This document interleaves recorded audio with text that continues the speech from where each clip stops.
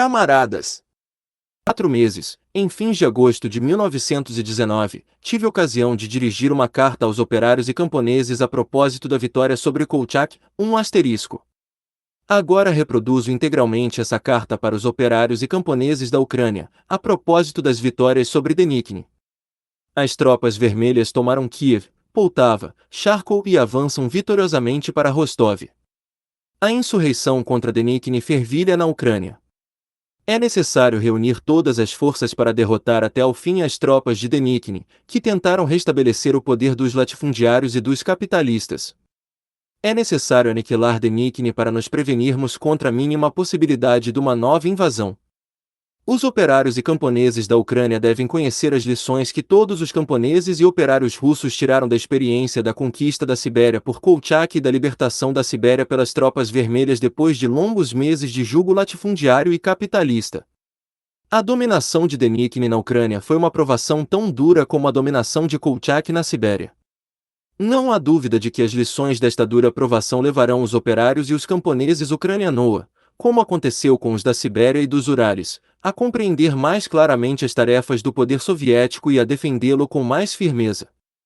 Na Grã-Rússia a propriedade latifundiária da terra foi inteiramente aniquilada. É necessário fazer o mesmo na Ucrânia, e o poder soviético dos operários e dos camponeses ucranianos deve consolidar o aniquilamento completo da grande propriedade latifundiária da terra, a libertação completa dos operários e dos camponeses ucranianos de todo o jugo dos latifundiários e dos próprios latifundiários. Mas, além dessa tarefa e de uma série de outras tarefas que se colocavam e se colocam às massas trabalhadoras da Grã-Rússia e da Ucrânia, existem tarefas especiais do poder soviético na Ucrânia. Uma dessas tarefas especiais merece neste momento uma extraordinária atenção. É a questão nacional, ou a questão de se a Ucrânia será a República Socialista Soviética da Ucrânia independente e separada, ligada à República Socialista Federativa Soviética da Rússia por uma aliança, federação, ou se a Ucrânia deve fundir-se com a Rússia numa República Soviética única. Todos os bolcheviques, todos os operários e camponeses conscientes, devem meditar atentamente nesta questão. A independência da Ucrânia foi já reconhecida tanto pelo CECR, Comitê Executivo Central de toda a Rússia, da RSFSR, República Socialista Federativa Soviética da Rússia, como pelo Partido Comunista da Rússia, bolchevique. Por isso é evidente e geralmente admitido que só os operários e camponeses da Ucrânia, no seu Congresso dos Sovietes de toda a Ucrânia, podem decidir e decidirão a questão de fundir a Ucrânia com a Rússia ou se a Ucrânia permanecerá uma república independente e autônoma, e, neste último caso, precisamente que ligação federativa se deve estabelecer entre esta república e a Rússia.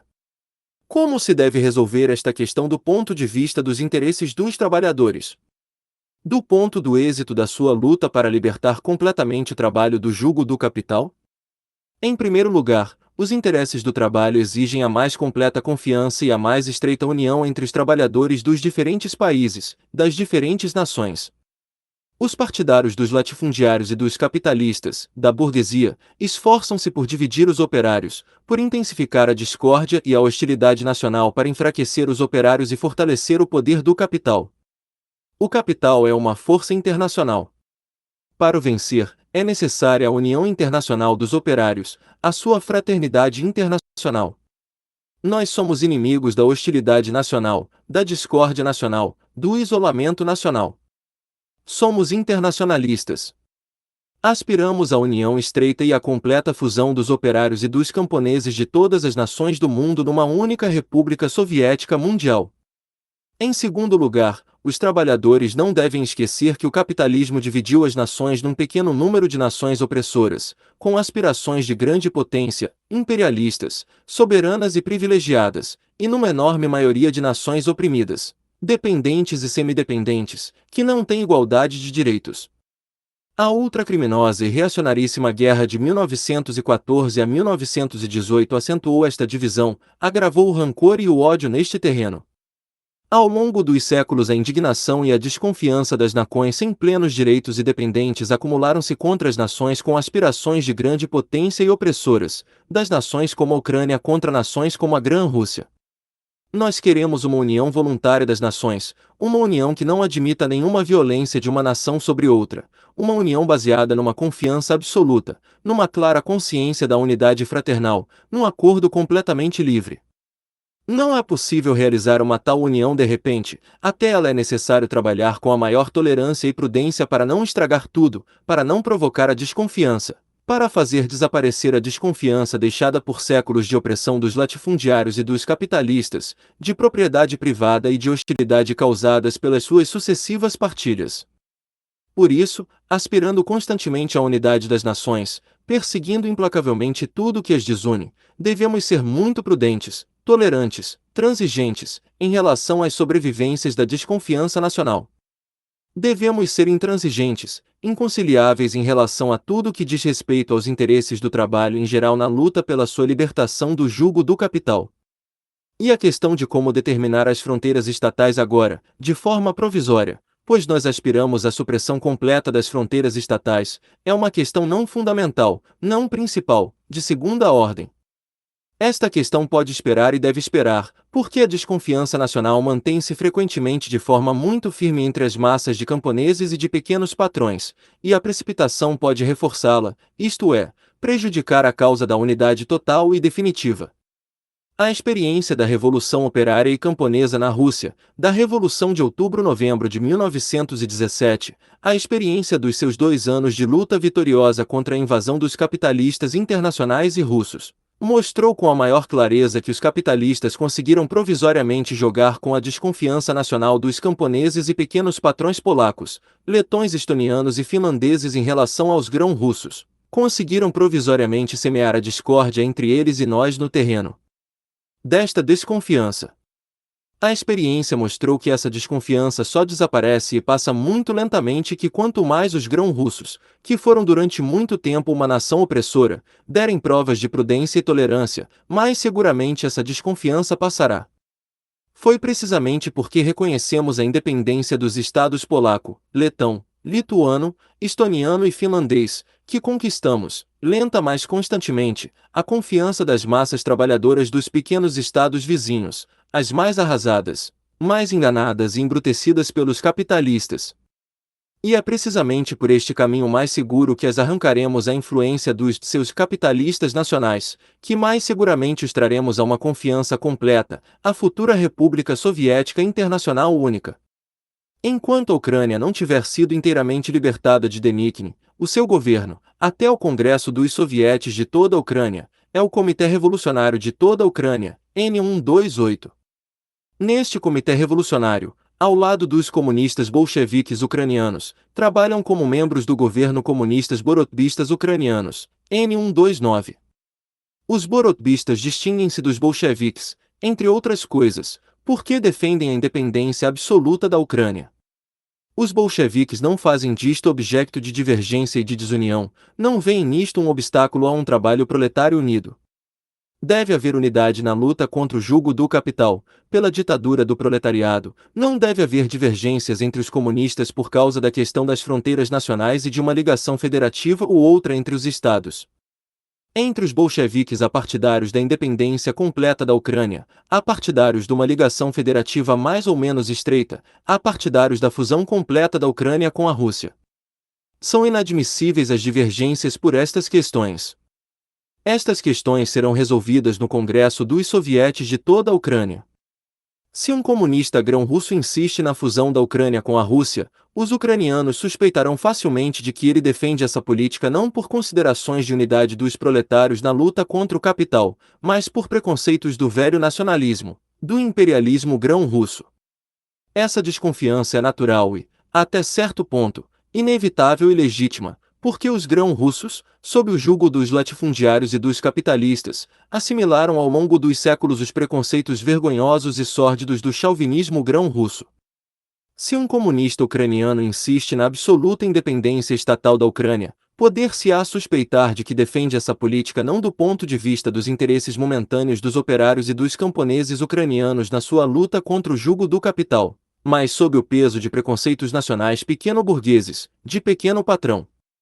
Pois a experiência mostrou-nos centenas de vezes como os socialistas pequeno-burgueses de diversos países, todos os pseudo-socialistas polacos, letões, lituanos, os mencheviques georgianos, os socialistas revolucionários, etc., se camuflam de partidários do proletariado com o único objetivo de impingir pelo engano a política de conciliação com a sua burguesia nacional contra os operários revolucionários. Vimos-lo na Rússia de fevereiro a outubro de 1917 com o exemplo de Kerensky, vimos-lo e ainda o vemos em todos e quaisquer países. Portanto, a desconfiança recíproca entre comunistas grão-russos e ucranianos surge muito facilmente. Como combater esta desconfiança? Como superá-la e conquistar a confiança recíproca? O melhor meio para isto é o trabalho conjunto para defender a ditadura do proletariado e o poder soviético, na luta contra os latifundiários e capitalistas de todos os países, contra as suas tentativas de restabelecer a sua onipotência. Esta luta conjunta mostrará claramente na prática que, seja qual for a solução da questão da independência estatal ou das fronteiras estatais, os operários ucranianos e grão-russos têm necessidade absoluta de uma estreita aliança militar e econômica, pois de contrário os capitalistas da Entente, isto é, da aliança dos países capitalistas mais ricos, Inglaterra, França, América, Japão e Itália, esmagar-nos-ão e estrangular-nos-ão um a um. O exemplo da nossa luta contra Kolchak e Denikin, a quem os abutres capitalistas forneceram dinheiro e armas, mostrou claramente este perigo.